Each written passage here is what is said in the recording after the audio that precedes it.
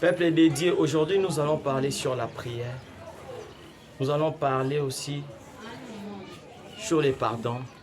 Ensemble, par la grâce de Dieu, nous allons essayer d'expliquer c'est quoi la prière. Vous savez, nous allons toucher quelques points là. Vous savez, beaucoup de personnes ne savent pas prier. Aujourd'hui, nous allons montrer comment prier.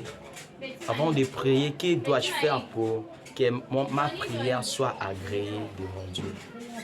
Nous avons quelques points là. Nous allons toucher Jacques 4 et 3. Qu'est-ce que la Bible nous dit? Vous demandez et vous ne recevez pas parce que vous demandez mal. Il faut comprendre bien ces contextes-là.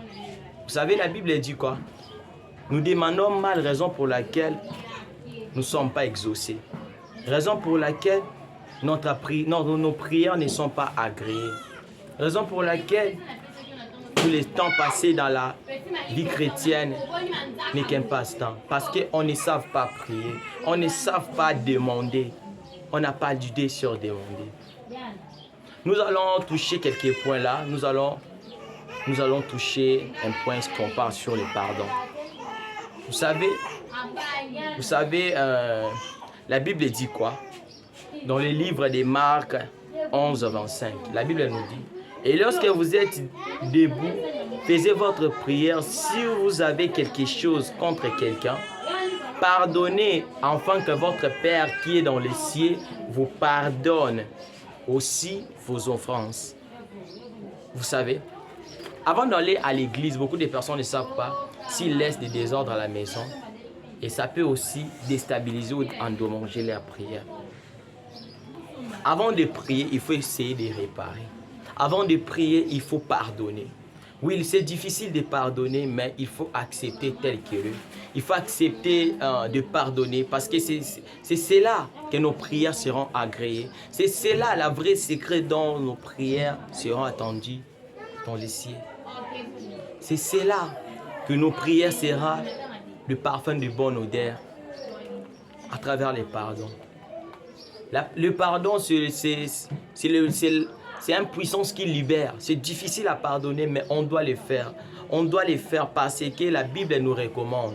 Parce que nous aussi, quand nous péchons, nous demandons à Dieu de nous pardonner comme nous avons pardonné à ceux qui nous ont offensés.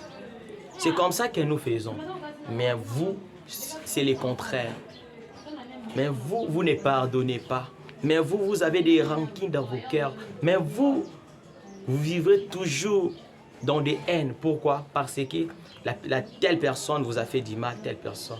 Laisse-moi vous dire, toujours en gardant ces souvenirs de mal en vous, rien ne marchera. Vos prières ne seront que des bruits. D'ailleurs, la prière d'un pécheur, c'est une abomination. C'est une abomination. Mes frères et sœurs, apprenons à pardonner.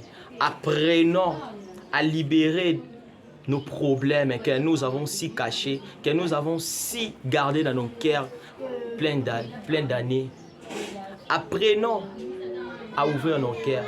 Je vais vous montrer quelques secrets là pour bien pardonner. Premièrement, si vous avez besoin de pardonner, il faut commencer à prier sur la personne qui vous a fait du mal. Commencez à dire: Seigneur Jésus, bénis la personne. Malgré quels que soient les problèmes qu'il vous a fait, commencez à lui bénir. Du Seigneur Jésus, j'ai béni la personne. Par là, c'est difficile à le dire. C'est comme ça aussi. C'est difficile à le dire et ça sera aussi difficile à pardonner. Mais quand vous acceptez de dire cela, vous allez sentir une tranquillité dans votre cœur. Vous allez sentir une libération dans votre cœur. Je vais vous raconter l'histoire